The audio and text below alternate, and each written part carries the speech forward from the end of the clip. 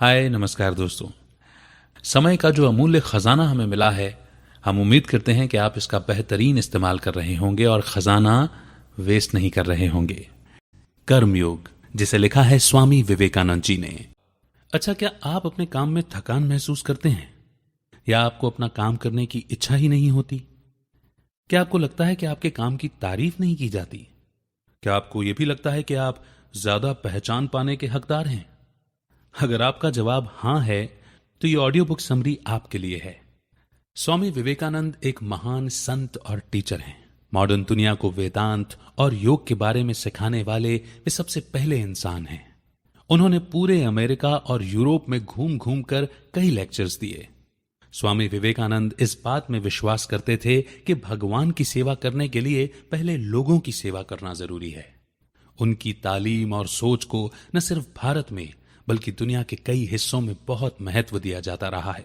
उनकी सिखाई हुई बातें बहुत मूल्यवान हैं। इस बुक समरी में न्यूयॉर्क में स्वामी जी द्वारा दिए गए लेक्चर्स का कलेक्शन है। स्वामी जी ने अमेरिका में 2.5 साल बिताए, जहां उनका बहुत स्वागत हुआ। उन्हें बहुत पसंद किया गया। उनके स्टूडेंट्स ने पैसा इकट्ठा किया ताकि वो एक मकान किराए पर ले सकें। वहां स्वामी जी रोज फ्री में लेक्चर दिया करते थे। इस बुक समरी में उनके द्वारा कर्म योग पर दिया गया हर लेक्चर मौजूद है।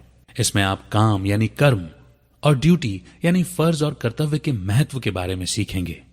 आप अपने काम से प्यार करना और बदले में कुछ मिलने की आशा न करने के बारे में भी सीखेंगे। आप सीखेंगे कि अपनी ड्यूटी को कैसे खुशी से स्वीकारना है और उसे कैसे पूरे दिल से निभाना है। तो आइए शुरू करते हैं समरी ऑफ कर्मयोग बाय स्वामी विवेकानंद।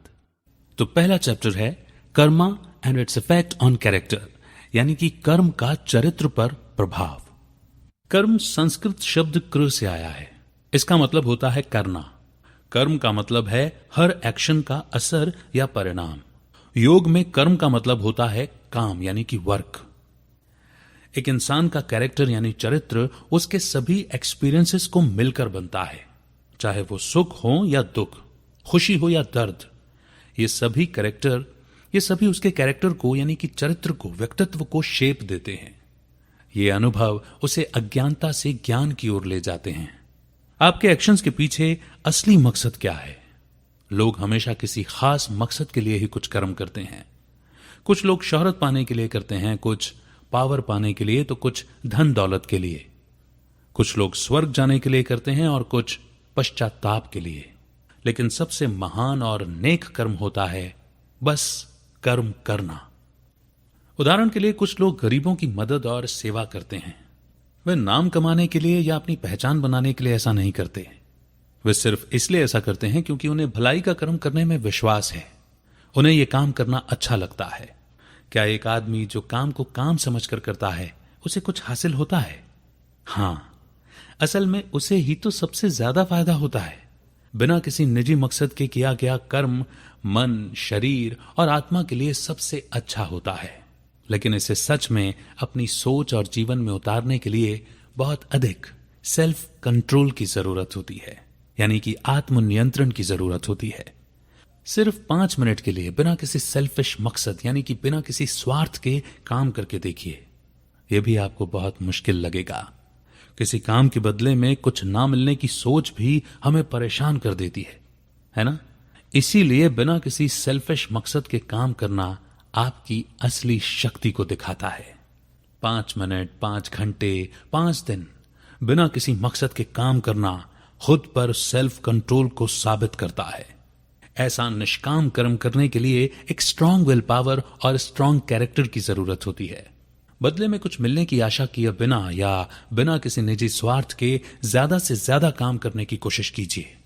एक महान इंसान बहुत सारे अच्छे काम करता चला जाता है, मानो वो अच्छे कर्मों का बीज बो रहा हो। वो हर रोज उसकी देखभाल करता है, लेकिन घंटों उसके पास बैठकर उसके बढ़ने और उसके फलों को हासिल करने की इच्छा नहीं करता। वो बस अपने काम में लगा रहता है और ज्यादा अच्छे पौधे लगाता जाता है। अगर आप किसी की मदद करना चाहते हैं तो ये मत सोचिए कि उस इंसान का क्या रिएक्शन होगा। उसके धन्यवाद देने का इंतजार मत कीजिए या ये आशा मत कीजिए कि वो भी इसके बदले में आपके लिए कुछ करेगा। अगर आप अच्छा कर्म करना चाहते हैं तो बस उस पर कायम रहिए, किसी इनाम के बारे में सोचने की जगह और भी ज्यादा अच्छे कर्म करने के बारे में सोचिए।